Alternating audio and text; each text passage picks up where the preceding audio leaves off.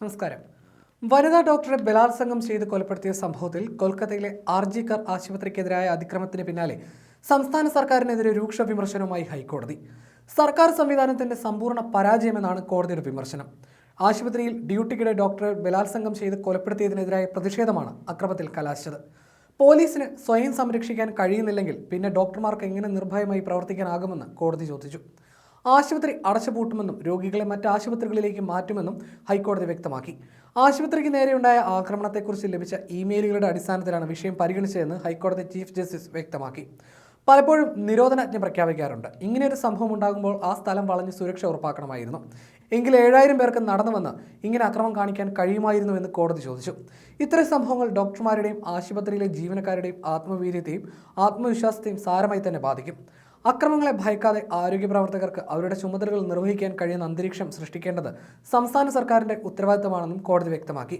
ഭാവിയിൽ ഇത്തരം സംഭവങ്ങൾ ഉണ്ടാകാതിരിക്കാൻ അടിയന്തരവും ഫലപ്രദവുമായ നടപടികൾ സ്വീകരിക്കണമെന്ന് ചീഫ് ജസ്റ്റിസ് ആവശ്യപ്പെട്ടു. കേസ് ബുധനാഴ്ച വീണ്ടും പരിഗണിക്കും. അതേസമയം ഡോക്ടറെ കൊലപ്പെടുത്തിയ സംഭവത്തിൽ കുറ്റക്കാരെയെല്ലാം ഉടൻ പിടികൂടുമെന്ന് CBI ഉറപ്പ് നൽകിയെന്ന് കൊല്ലപ്പെട്ട ഡോക്ടറുടെ അച്ഛൻ പറഞ്ഞു. സർക്കാർ പ്രഖ്യാപിച്ച ധനസഹായം നിരസിക്കുകയാണെന്നും രാജ്യം മുഴുവൻ പ്രതിഷേധത്തിലൊപ്പം നിൽക്കുന്നവർക്ക് നന്ദിയെന്നും പിതാവ് പറഞ്ഞു. ഇതിനിടെ കൊല്ലപ്പെട്ട ഡോക്ടർക്ക് നീതി വേണമെന്നാവശ്യപ്പെട്ട് മുഖ്യമന്ത്രി മമതാ ബാനർജി പ്രതിഷേധം നയിക്കും. ഇന്ന് വൈകിട്ടാണ് മമതയുടെ റാലി. CBI അന്വേഷണം കാര്യക്ഷമമാക്കണമെന്നാവശ്യപ്പെട്ടാണ് പ്രതിഷേധ റാലി. ആർജി കർ മെഡിക്കൽ കോളേജ് ആശുപത്രിയിൽ കൊല്ലപ്പെട്ട 31-കാരിയായ വനിതാ ഡോക്ടർ കൂട്ടബലാത്സംഗത്തിന് ഇരയായതായും സംശയമുണ്ട്. യുവതിയുടെ മാതാപിതാക്കളാണ് കൊൽക്കത്ത ഹൈക്കോടതിയെ ഈ വിവരം ധരിപ്പിച്ചത്. രാജ്യത്തെ പിടിച്ചുകുലുക്കിയ സംഭവത്തിൽ CBI കേസ് അന്വേഷണം ഏറ്റെടുത്തിട്ടുണ്ട്. ശ്വാസം മുട്ടിച്ചാണ് യുവതിയെ വകവരുത്തിയതെന്നും ലൈംഗിക പീഡനം നടന്നതിന്റെ വ്യക്തമായ ലക്ഷണങ്ങൾ ഉണ്ടെന്നും പോസ്റ്റ്മോർട്ടം റിപ്പോർട്ടിൽ പറയുന്നുണ്ട്. മകളുടെ ശരീരത്തിൽ നിരവധി മുറിവുകൾ കാണാം. വലിയ മൽപ്പിടുത്തവും ക്രൂരപീഡനവും നടന്നതായിട്ടാണ് സൂചനയെന്ന് ഹൈക്കോടതിയിൽ നൽകിയ ഹർജിയിൽ പറയുന്നു. മകളുടെ തലയിൽ പരിക്കുകളുണ്ട്. 2 ചെവികളിലും പരിക്കേറ്റത് കടുത്ത ബലപ്രയോഗം നടന്നതിന്റെ ലക്ഷണമാണ്. ആക്രമണത്തിനിടെ ചുണ്ടുകളിൽ പരിക്കേറ്റത് വാ പൊത്തിയപ്പോഴോ വായിൽ തുണി തിരികിയപ്പോഴോ ആകാം. കഴുത്തിൽ കടിയേറ്റതിന് പാടുകളും കാണാം.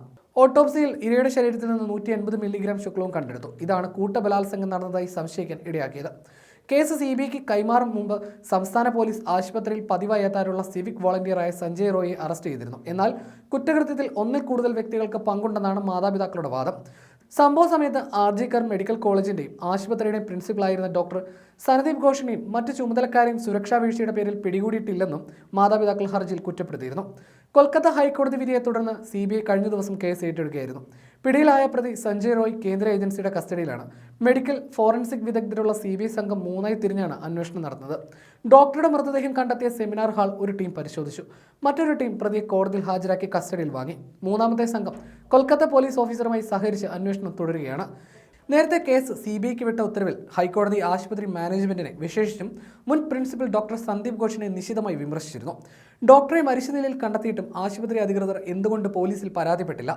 ആർജി കർ മെഡിക്കൽ കോളേജിൽ നിന്ന് രാജിവെച്ച ഡോക്ടർ ഘോഷിനെ മണിക്കൂറുകൾക്കകം മറ്റൊരു മെഡിക്കൽ കോളേജിൽ പ്രിൻസിപ്പലായി നിയമിച്ചതിന് സർക്കാരിനെയും കോടതി വിമർശിച്ചിരുന്നു.